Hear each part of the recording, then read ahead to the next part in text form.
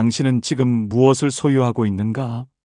집 한 채, 자동차 한 대, 통장에 적힌 숫자, 옷장에 가득한 옷, 그리고 자식에게 물려줄 재산. 이 모든 것이 정말 당신 것인가? 법정 스님께서는 단호하게 말씀하셨다. 많이 가질수록 많이 얽매입니다. 소유의 대상으로부터 우리가 자유롭지 못합니다. 냉정하게 직시해야 한다. 당신이 불행한 이유는 가난해서가 아니다. 오히려 많이 가지려고 하기 때문이다. 대한민국 60대 이상 사람들의 70%가 노후 불안을 느낀다고 한다. 돈이 없어서? 아니다. 있는 것에 만족하지 못해서다. 월급 100만 원 받을 때는 200만 원이 있으면 행복할 것 같았다. 200만 원이 되니 300만 원이 필요했다. 300만 원이 되니 500만 원이 있어야 안심이 됐다. 끝이 없었다. 집도 마찬가지다. 전세 살 때는 집 한 채만 있으면 행복할 것 같았다. 집을 사고 나니 더 큰 집이 부러웠다. 큰 집으로 이사하니 더 좋은 동네가 탐났다. 이것이 소유의 굴레다. 법정 스님께서는 이렇게 말씀하셨다. 사람이 한 평의 땅에 울타리를 치고 이것은 내 것이야 라고 한 날부터 그의 불행이 시작되었습니다. 소유하는 순간 불행이 시작된다. 왜냐하면 소유는 두려움을 만들기 때문이다. 내 것을 빼앗길까봐 두렵고, 내 것이 손상될까봐 두렵고, 남이 내 것보다 더 좋은 것을 가질까봐 두렵다. 그래서 도둑이 무섭고, 사기꾼이 무섭고, 경제 위기가 무섭고, 자식이 재산을 탕진할까봐 무섭다. 가진 것이 많을수록 두려움도 많아진다. 법정 스님께서는 이것을 이렇게 표현하셨다. 우리가 무엇인가를 가진다는 것은 그만큼 거기에 얽매이게 됩니다. 많이 가지면 많이 가질수록 많이 집착합니다. 보라, 부자가 가난한 사람보다 더 행복한가? 아니다. 오히려 더 불안하다. 재산이 수십억인 사람은 잠을 못 잔다. 주식이 떨어질까봐, 땅값이 내릴까봐, 세금이 올라갈까봐 걱정이다. 반면 가난한 사람은 잃을 것이 없어서 편하다. 이것이 역설이다. 많이 가진 사람이 더 불안하고 적게 가진 사람이 더 평화롭다. 그렇다면 당신은 왜 평생을 더 많이 가지려고 발버둥 쳤는가? 이 말씀이 가슴에 와 닿으신다면 구독과 좋아요 부탁드립니다. 법정 스님의 무소유 지혜를 더 많은 분들과 나누고 싶습니다. 당신은 이렇게 생각하며 살아왔을 것이다. 자식에게 물려줄 재산을 많이 모아야 해. 늙어서 돈 없으면 비참하잖아. 있어야 대접받지. 이것이 당신의 신념이었다. 그래서 평생을 모았다. 아껴 쓰고 절약하고 저축했다. 밥값도 아끼고 옷도 헌거집고 여행도 안 가고 친구 만나는 것도 줄였다. 왜? 모아야 하니까. 자식 줘야 하니까. 그런데 그렇게 모은 재산이 당신을 행복하게 만들었는가? 아니다. 오히려 더 불안하게 만들었다. 이걸로 충분할까? 더 모아야 하는 거 아닐까? 자식이 이걸로 만족할까? 이런 걱정이 밤잠을 설치게 만들었다. 법정 스님께서는 이것을 정확히 짚어주셨다. 하나로서 만족해야 합니다. 하나로 만족하지 않고 둘, 셋을 가지려 하면 원래 가진 하나도 없습니다. 하나로 만족하지 못하면 100개를 가져도 만족하지 못한다. 이것이 소유의 함정이다. 당신은 지금 얼마나 가지고 있는가? 집 한 채, 예금 몇 천만 원, 자동차 한 대. 이것으로 충분한가? 아니면 더 필요한가? 솔직해지자. 당신은 더 있으면 좋겠다고 생각한다. 항상 부족하다고 느낀다. 왜냐하면 만족할 줄 모르기 때문이다. 법정 스님께서는 이렇게 말씀하셨다. 사람을 부자로 만드는 것은 돈이나 물건이 아니라 그 사람의 마음입니다. 마음이 부자면 진짜 부자고, 마음이 가난하면 돈이 100억 있어도 가난한 사람이다. 오늘 당신은 깨닫게 될 것이다. 왜 많이 가질수록 불행해지는지, 왜 소유가 족쇄가 되는지, 그리고 어떻게 하면 적게 가지고도 풍족하게 살 수 있는지 말이다. 이것은 단순히 재산을 포기하라는 이야기가 아니다. 이것은 당신의 노년을 자유롭게 만드는 생존 전략이다. 당신이 60년, 70년 동안 품어온 그 집착, 정말로 필요한 것인가? 당신은 왜 그렇게 많이 가지려고 하는가? 답부터 말하겠다. 두려워서다. 당신은 두렵다.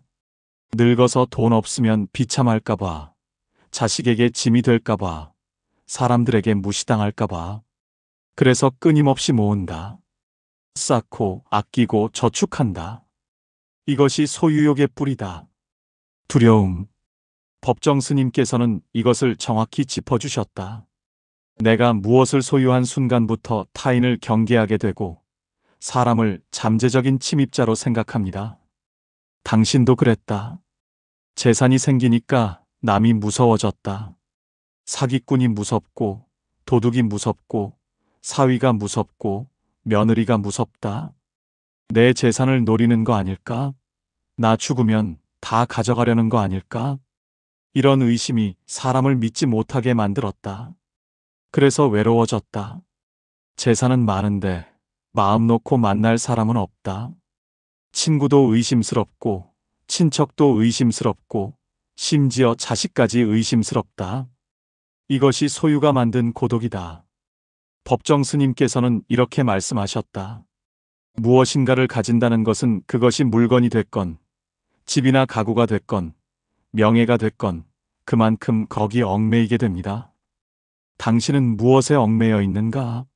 집에 얽매여 있고, 돈에 얽매여 있고, 체면에 얽매여 있다. 집이 있으니 관리비 걱정이고, 돈이 있으니 투자 걱정이고, 체면이 있으니 남의 눈치가 보인다. 자유롭지 못하다. 가진 것들이 당신을 묶어놓았다. 그런데 당신은 이것을 자유롭게 사는 것이라고 착각했다. 나는 집도 있고 돈도 있으니 자유롭게 산다. 아니다. 당신은 그것들의 노예가 되었다. 법정 스님께서는 이것을 이렇게 표현하셨다. 이사할 때 보면 가지고 가기는 힘들고 버리기는 아까운 물건들이 쌓여 있습니다. 당신 집을 한번 둘러보라. 창고에 쌓인 물건들, 옷장에 가득한 옷들, 부엌에 넘치는 그릇들. 이것들이 정말 필요한 것들인가? 아니다. 대부분 1년 동안 한 번도 쓰지 않은 것들이다. 그런데 왜 버리지 못하는가? 돈 주고 샀는데 아깝잖아. 언젠가 쓸 수도 있잖아. 이것이 집착이다. 법정 스님께서는 이렇게 말씀하셨다. 살 때 한번 곰곰이 생각했다면 그런 부담이 없었을 것입니다. 충동적인 구매를 통해서 짐이 되는 것입니다. 그렇다. 당신은 충동적으로 샀다. 필요해서가 아니라 세일한다고, 유행한다고, 남들이 가지고 있다고 샀다. 그리고 그것들이 이제 당신을 무겁게 만든다. 집도 무겁고 마음도 무겁다. 그뿐인가?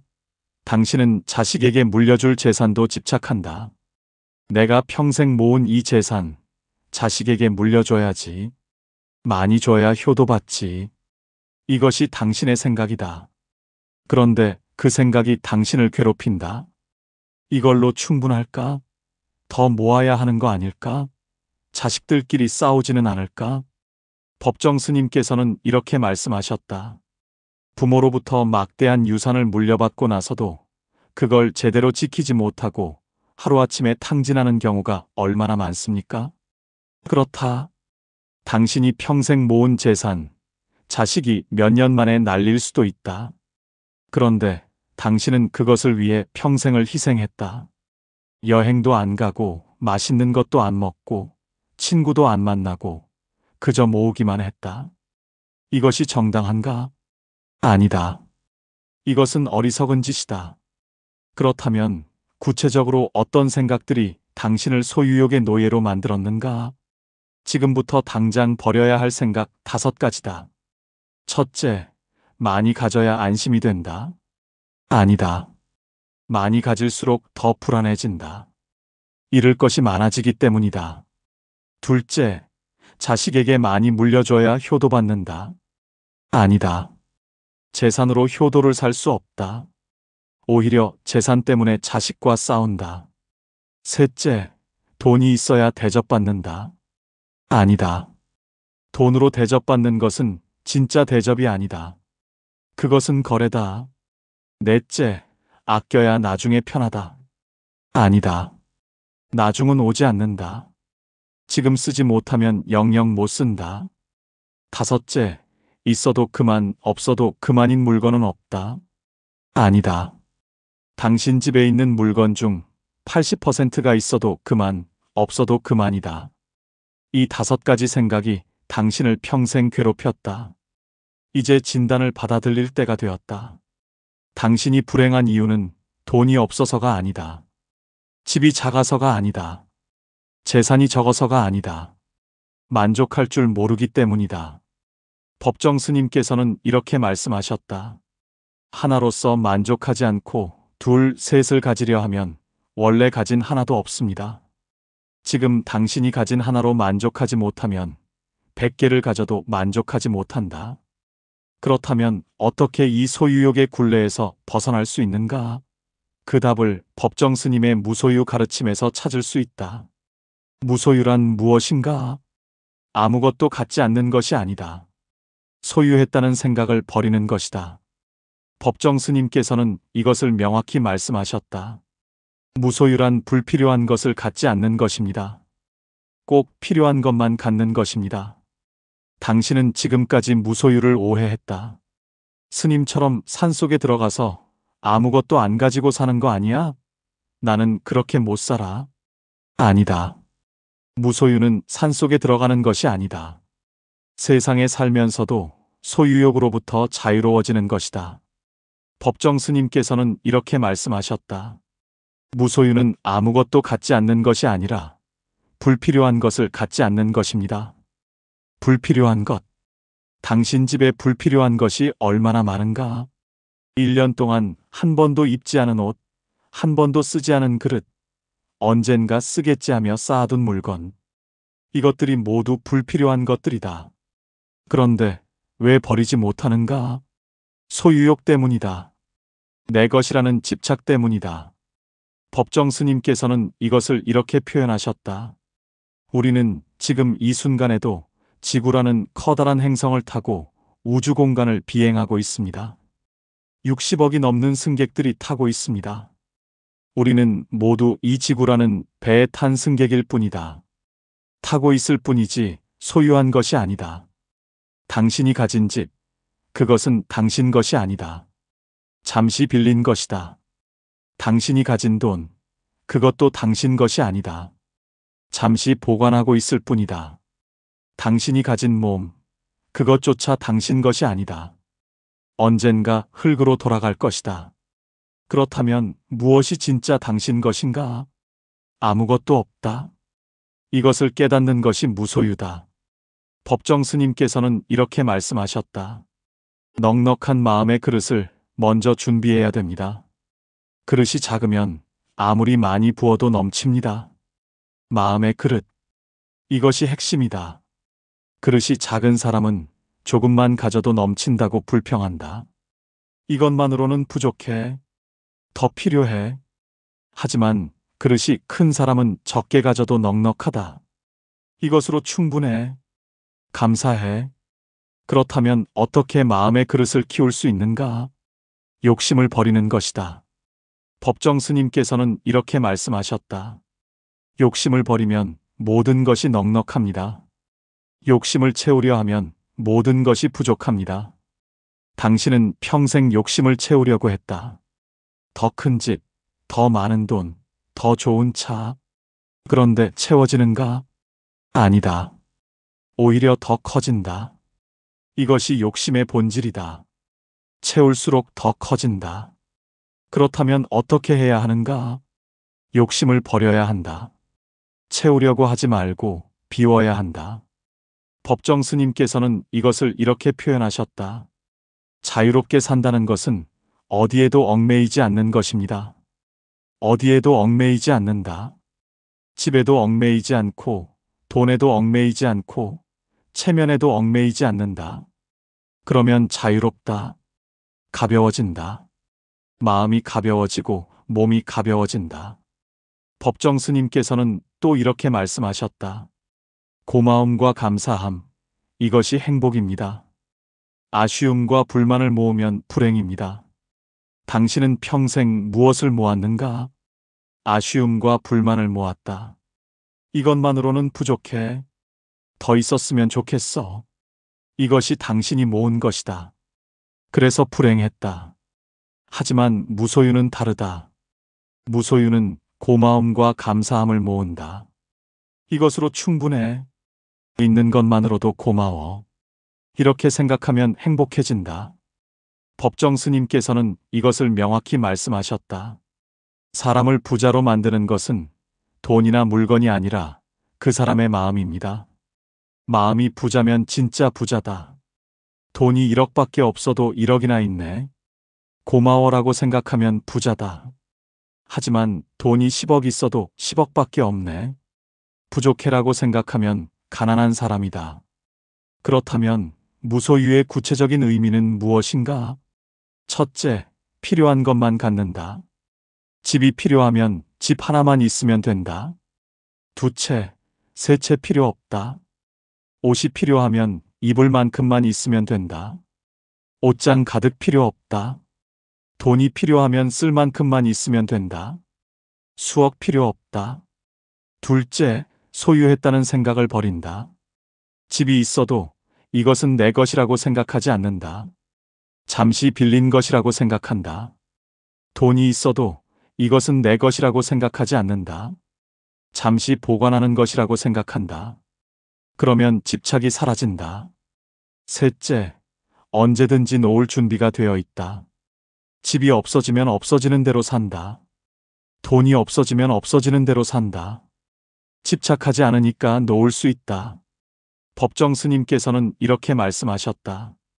적은 것에서 만족하고 감사하면서 살아가는 기술을 익혀야 합니다. 적은 것에서 만족하는 기술. 이것이 무소유의 핵심이다. 많이 가지는 것이 능력이 아니다. 적게 가지고도 만족하는 것이 진짜 능력이다. 그렇다면 구체적으로 어떻게 무소유를 실천해야 하는가? 일상에서 어떻게 소유욕을 내려놓아야 하는가? 세상은 당신에게 끊임없이 속삭인다. 더 사라. 더 가져라. 더 모아라. 텔레비전을 켜면 광고가 쏟아지고, 시장에 가면 새 상품이 넘치고, 친구를 만나면 누가 무엇을 샀다는 이야기를 듣는다. 이것이 소비사회다. 법정 스님께서는 이것을 정확히 짚어주셨다. 소비사회는 대량 생산, 대량 소비, 대량 폐기의 악순환입니다. 우리는 그 악순환 속에 갇혀 있다. 새 것을 사고 쓰다가 실증나면 버리고 또 새 것을 산다. 그리고 그것이 발전이고 풍요라고 착각한다. 하지만 법정 스님께서는 단호하게 말씀하셨다. 세상에 새 것이 없습니다. 이미 있었던 것들입니다. 냉장고가 됐건, 텔레비전이 됐건, 스마트폰이 됐건, 원리는 똑같다. 단지 겉모습을 조금 바꾸고, 기능을 조금 추가했을 뿐이다. 그런데 사람들은 그것을 새 것이라고 부르며 열광한다. 새 모델이 나왔대. 기능이 더 좋대. 사야겠어. 정말 필요해서 사는가? 아니다. 지금 가진 것도 충분히 쓸만하다. 하지만 새 것이 나왔다니까 사는 것이다. 법정 스님께서는 이렇게 말씀하셨다. 있어도 그만, 없어도 그만인 물건들입니다. 충동적으로 샀다가 짐이 되는 것입니다. 당신도 그랬다. 세일한다고 샀다가 한 번도 안 쓰고, 유행한다고 샀다가 금방 실증나고, 남들이 가지고 있다고 샀다가 창고에 쌓아뒀다. 이것이 현대인의 소비다. 그런데 문제는 물건만이 아니다. 당신은 경험도 소비한다. 남들은 다 여행 간다던데. 나도 가야지. 남들은 다 맛집 간다던데. 나도 가야지. 남들은 다 골프 친다던데.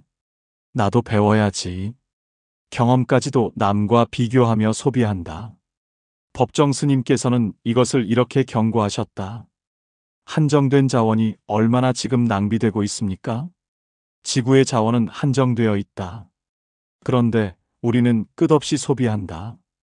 필요하지도 않은 것을 사고 쓰지도 않을 것을 모으고 결국 버린다. 이것이 지속 가능한 삶인가? 아니다. 이것은 지구를 파괴하는 삶이다. 여기까지 들으시면서 마음에 와 닿으셨다면 좋아요와 공유 부탁드립니다. 법정 스님의 무소유 지혜가 더 많은 분들께 전해졌으면 합니다. 그렇다면 당신은 어떻게 살아야 하는가? 단순하게 살아야 한다. 법정 스님께서는 이렇게 말씀하셨다. 절제의 미덕이 있어야 합니다. 스스로 자기 욕망과 욕구를 억제하고 절제해야 합니다. 절제.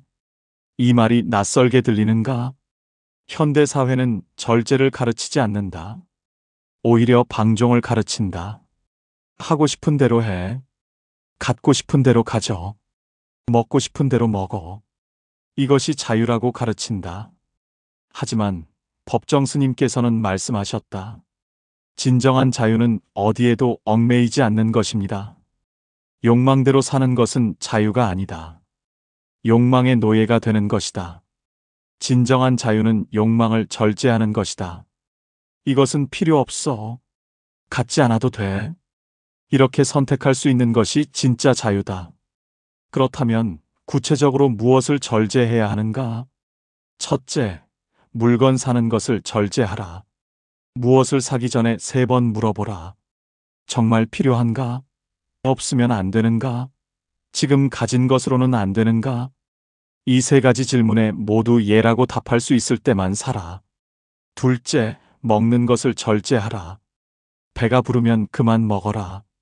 더 맛있는 것이 있어도 참아라. 과식은 건강을 해치고 음식물을 낭비하고 욕망을 키운다. 법정 스님께서는 이렇게 말씀하셨다. 한 끼 밥을 굶고라도 달과 별을 볼 수 있으면 그것이 참된 삶입니다. 먹는 것보다 중요한 것이 있다. 자연을 보고 감사하고 성찰하는 것이다. 셋째, 말하는 것을 절제하라. 쓸데없는 말, 남을 비난하는 말, 자랑하는 말을 줄여라. 말이 많으면 마음이 산만해진다. 넷째, 욕심을 절제하라. 더 있으면 좋겠다는 생각이 들 때마다 멈춰라. 지금 있는 것으로 충분해. 감사해. 이렇게 생각을 바꿔라. 법정 스님께서는 이것을 이렇게 표현하셨다. 우선순위가 결정돼야 합니다. 무엇이 가장 중요한 일인가를 알아야 합니다.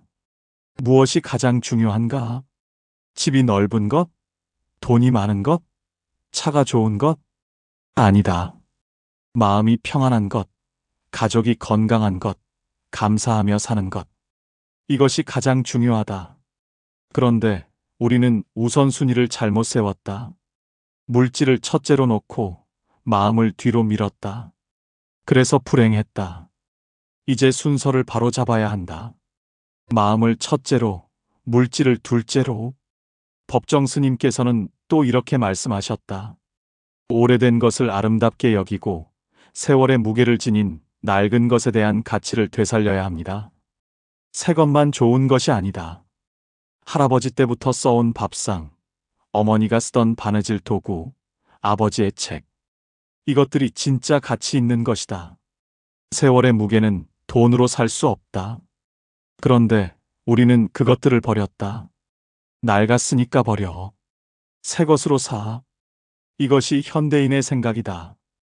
법정 스님께서는 이것을 아쉬워하셨다. 할아버지 때부터, 할머니 때부터 써온 가구가 몇 개나 있는지 돌아보세요. 대부분 없다. 다 버렸다. 그리고 그 자리에 새 가구를 샀다. 하지만 그 새 가구도 몇 년 지나면 낡아서 버릴 것이다. 이것이 소비의 악순환이다. 이제 멈춰야 한다. 새 것을 추구하지 말고 있는 것을 소중히 여겨야 한다. 이제 구체적으로 말하겠다. 당신이 오늘부터 당장 실천해야 할 무소유의 방법이다. 첫째, 집안을 비워라. 지금 당장 일어나서 집안을 둘러보라. 옷장을 열어라. 1년 동안 한 번도 입지 않은 옷을 골라내라. 부엌을 열어라. 한 번도 사용하지 않은 그릇을 골라내라. 창고를 열어라. 언젠가 쓰겠지 하고 쌓아둔 물건을 골라내라. 그리고 과감하게 버려라. 법정 스님께서는 이렇게 말씀하셨다. 버리면 가벼워집니다. 집도 가벼워지고 마음도 가벼워집니다. 처음에는 아까울 것이다. 돈 주고 산 건데, 아직 쓸만한데, 언젠가 필요할 수도 있는데, 이런 생각이 들 것이다. 하지만 단호하게 버려라. 1년 동안 쓰지 않은 것은 앞으로도 쓰지 않는다. 법정 스님께서는 이렇게 말씀하셨다. 불필요한 것을 갖지 않는 것, 이것이 무소유입니다. 버리고 나면 알게 된다. 없어도 아무 문제가 없다는 것을. 오히려 집이 넓어지고 마음이 가벼워지고 청소하기도 편해진다. 둘째, 사지 마라. 당신은 지금까지 너무 많이 샀다. 필요하지도 않은 것을 세일한다고 샀고, 유행한다고 샀고, 남들이 가지고 있다고 샀다. 이제 멈춰라. 무언가를 사고 싶은 마음이 들면 일주일을 기다려라. 일주일 뒤에도 여전히 필요하면 그때 사라. 대부분은 일주일만 지나면 사고 싶은 마음이 사라진다. 법정 스님께서는 이렇게 말씀하셨다. 무엇이든지 마음에 든다고 해서 그 자리에서 성급하게 움켜쥐지 마십시오. 움켜쥐기보다는 바라보라. 좋은 그림, 아름다운 조각, 멋진 풍경. 이것들은 소유하지 않아도 즐길 수 있다.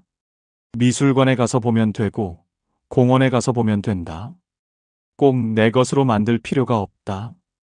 법정 스님께서는 이렇게 말씀하셨다. 내가 소유하지 않아도 보고 즐길 수 있으면 됩니다. 셋째, 하나로 만족하라. 집이 한 채 있으면 그것으로 충분하다. 두채, 세 채 탐내지 마라. 자동차가 한 대 있으면 그것으로 충분하다. 더 좋은 차 부러워하지 마라. 옷이 몇 벌 있으면 그것으로 충분하다. 옷장 가득 채우지 마라. 법정 스님께서는 이렇게 말씀하셨다. 하나로서 만족해야 합니다. 하나로 만족하지 않고 둘, 셋을 가지려 하면 원래 가진 하나도 없습니다. 이 말씀의 깊은 뜻을 이해하라. 하나로 만족하지 못하면 100개를 가져도 만족하지 못한다. 만족은 가진 것의 양이 아니라 마음의 상태다. 넷째, 감사일기를 써라. 매일 저녁, 자기 전에 오늘 있었던 감사한 일 3가지를 적어라. 오늘 밥을 3끼 먹을 수 있어서 감사하다. 오늘 비가 와서 시원해서 감사하다. 오늘 친구에게서 전화가 와서 감사하다. 이렇게 작은 것에 감사하는 습관을 들여라. 법정 스님께서는 이렇게 말씀하셨다. 고마움과 감사함, 이것이 행복입니다. 처음에는 어색하다. 이런 것까지 감사해야 하나? 싶다. 하지만 계속하다 보면 달라진다. 당연하게 여겼던 것들이 감사하게 느껴진다. 그러면 마음이 풍족해진다. 다섯째, 자연을 보는 시간을 가져라. 스마트폰을 내려놓고 텔레비전을 끄고 밖으로 나가라. 하늘을 보고 나무를 보고 꽃을 보고 새소리를 들어라. 법정 스님께서는 이렇게 말씀하셨다. 꽃이 피고 지기 또 한 해, 한평생 몇 번이나 둥근 달을 볼까요? 당신은 언제 마지막으로 달을 봤는가? 언제 마지막으로 별을 봤는가? 아마 기억조차 나지 않을 것이다. 그만큼 중요한 것을 놓치고 살았다. 자연은 공짜다. 돈이 들지 않는다. 하지만 우리는 자연을 볼 시간이 없다. 왜냐하면 돈 벌고 물건 사고 소비하느라 바쁘기 때문이다. 이제 우선순위를 바꿔라. 여섯째, 나누는 삶을 살아라. 법정 스님께서는 이렇게 말씀하셨다. 남을 도우면 도움을 주는 쪽이나 받는 쪽이 다 같이 충만해집니다. 당신이 가진 것을 나눠라. 옷장에 있는 옷 중 안 입는 것을 기부하라. 부엌에 있는 그릇 중 안 쓰는 것을 이웃에게 주라. 돈이 있으면 필요한 곳에 기부하라. 나누는 순간 신기한 일이 일어난다. 내가 가진 것이 줄어드는 것이 아니라 오히려 마음이 풍족해진다. 법정 스님께서는 이렇게 말씀하셨다. 받을 때보다 줄 때가 훨씬 마음이 풍족합니다. 일곱째, 매일 성찰하는 시간을 가져라. 하루 10분이라도 조용히 앉아서 자기 자신을 돌아보라. 나는 오늘 무엇을 소유하려 했는가? 무엇을 버렸는가? 무엇에 감사했는가? 법정 스님께서는 이렇게 말씀하셨다. 기도는 자기 자신을 가장 맑고 투명하게 세척하는 시간입니다. 성찰 없이 사는 삶은 동물의 삶과 다르지 않다. 먹고, 자고, 소비하고 죽는다. 하지만 성찰하는 삶은 사람의 삶이다. 여덟째, 간절한 원을 세워라. 법정 스님께서는 이렇게 말씀하셨다. 구체적인 원을 세우십시오. 그 원의 힘으로 살아가십시오. 당신의 원은 무엇인가? 불필요한 것을 갖지 않겠습니다. 하나로 만족하며 살겠습니다. 감사하며 살겠습니다. 이런 원을 세워라. 그리고 매일 아침 그 원을 되새기며 살아라. 이 8가지를 실천하면 당신의 삶은 완전히 달라진다. 무거운 삶에서 가벼운 삶으로, 불안한 삶에서 평화로운 삶으로, 욕심 많은 삶에서 감사하는 삶으로 바뀐다. 당신은 평생을 무엇을 위해 살았는가? 더 많이 가지기 위해 살았다. 더 큰 집, 더 많은 돈, 더 좋은 것. 그것만으로도 충분히 고생했다. 이제 그만 내려놓을 때가 되었다. 법정 스님께서는 이렇게 말씀하셨다. 우리에게 주어진 시간은 한정되어 있습니다. 순간순간을 헛되이 버려서는 안 됩니다. 시간은 한정되어 있다. 당신이 60대라면 앞으로 20년, 70대라면 앞으로 10년. 그 짧은 시간을 또다시 모으고 쌓는데 쓸 것인가? 아니면 비우고 감사하며 살 것인가? 선택은 당신에게 달려 있다. 법정 스님께서는 이렇게 말씀하셨다. 내일은 없습니다. 늘 지금입니다. 내일 비우겠다고 하지 마라. 내일은 오지 않는다. 지금 당장 비워라. 지금 당장 옷장을 열어 안 입는 옷을 버리고, 지금 당장 창고를 열어 안 쓰는 물건을 버리고, 지금 당장 마음속 욕심을 버려라. 그리고 있는 것을 보라. 당신은 지금 집이 있다. 밥을 먹을 수 있다. 숨을 쉬고 있다. 이것만으로도 감사할 일이다. 세상에는 오늘 집을 잃은 사람이 얼마나 많은가? 밥을 먹지 못하고 굶는 사람이 얼마나 많은가? 당신은 그들보다 풍족하다. 법정 스님께서는 이렇게 말씀하셨다. 우리가 지금 살아있다는 것은 참으로 고마운 일입니다. 당신이 지금 이 말씀을 듣고 있다는 것 자체가 축복이다. 귀가 있어서 들을 수 있고, 마음이 있어서 깨달을 수 있고, 시간이 있어서 성찰할 수 있다. 이 모든 것이 감사한 일이다. 이제 마지막으로 당신을 위한 축원을 드린다. 오늘 저녁 집에 돌아가거든 당신이 가진 것들을 하나하나 보라. 그리고 이렇게 말하라. 이것으로 충분합니다. 감사합니다. 집을 보며 말하라. 이 집으로 충분합니다. 감사합니다. 옷을 보며 말하라. 이 옷으로 충분합니다. 감사합니다. 밥을 보며 말하라. 이 밥으로 충분합니다. 감사합니다. 이 말을 매일 하라. 그러면 당신의 마음이 변한다. 욕심으로 가득했던 마음이 감사로 충만한 마음으로 바뀐다. 법정 스님께서는 이렇게 말씀하셨다. 자기 인생의 마지막 날처럼 그렇게 살 수 있어야 합니다. 오늘이 마지막이라고 생각하라. 그러면 더 가지려는 욕심이 사라진다. 쌓아둘 필요도 없다. 그저 감사할 뿐이다. 오늘 하루 살게 해주셔서 감사합니다. 오늘 밥 먹게 해주셔서 감사합니다. 오늘 가족과 함께 있게 해주셔서 감사합니다. 이렇게 감사하며 살면 당신의 남은 생이 행복해진다. 법정 스님께서 말씀하신 대로 고마움과 감사함이 행복이기 때문이다. 오늘부터 시작하라. 소유욕을 내려놓고 불필요한 것을 버리고 하나로 만족하며 살아라. 그러면 당신은 자유로워진다. 집에 얽매이지 않아도 되고, 돈에 얽매이지 않아도 되고, 체면에 얽매이지 않아도 된다.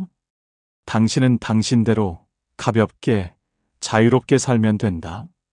법정 스님께서는 이렇게 말씀하셨다. 하나로서 만족해야 합니다. 이 한 문장이 모든 것을 말해준다. 하나로 만족하면 행복하고, 둘, 셋을 탐내면 불행하다. 부디 행복하시라. 부디 감사하며 사시라. 부디 소유욕으로부터 자유로워지시라. 그리하여 당신의 남은 생이 가을 단풍처럼, 저녁 노을처럼 가볍고 아름답게 빛나기를 기도한다. 오늘 이 말씀이 마음에 와 닿으셨다면 좋아요와 구독 부탁드립니다. 댓글로 여러분의 이야기도 나눠주세요. 같은 고민을 하시는 분들께 이 영상을 공유해 주시면 큰 도움이 됩니다. 고맙습니다.